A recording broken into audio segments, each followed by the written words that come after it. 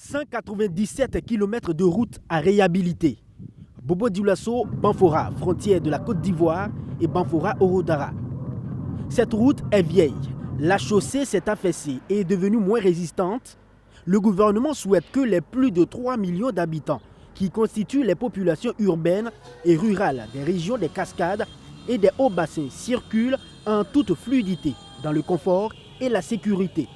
Les 68 députés en séance plénière, ce 2 septembre, votent à l'unanimité une loi pour autoriser la Banque islamique de développement à financer ce projet en prêt pour 89 milliards de francs CFA. Coût global de ce projet, 152 milliards de francs CFA. C'est une route qui a été construite il y a beaucoup d'années. Il y a eu beaucoup de travaux d'entretien courant et d'entretien périodique sur la chaussée. Mais on en arrive à une situation où la route ne tient plus.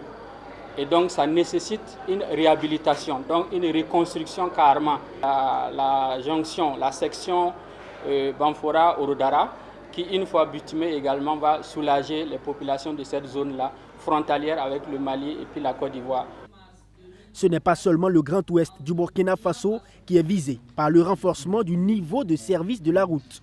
La Nationale 4, sortie est de Ouagadougou, est l'autre projet. Cette route sera élargie et modernisée sur un peu plus de 21 km, allant de l'intersection route de Saba au carrefour de Boutenga, sans oublier la réalisation d'une voie d'accès à l'université Thomas Sankara. L'ouvrage va coûter plus de 115 milliards de francs CFA avec un financement de la Banque ouest-africaine de développement à hauteur de 30 milliards de francs CFA. Toutes les sorties de la ville de Ouagadougou constituent véritablement des sources de préoccupation pour les populations.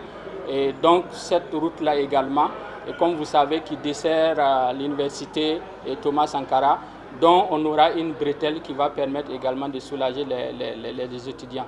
Donc en termes de structure de chaussée, ce sera une route de deux fois deux voies.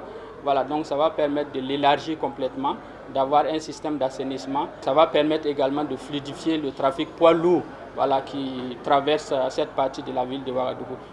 Globalement, ces deux projets de loi adoptés vont permettre de renforcer le réseau routier national, au dire de Mikaelou Sidibé.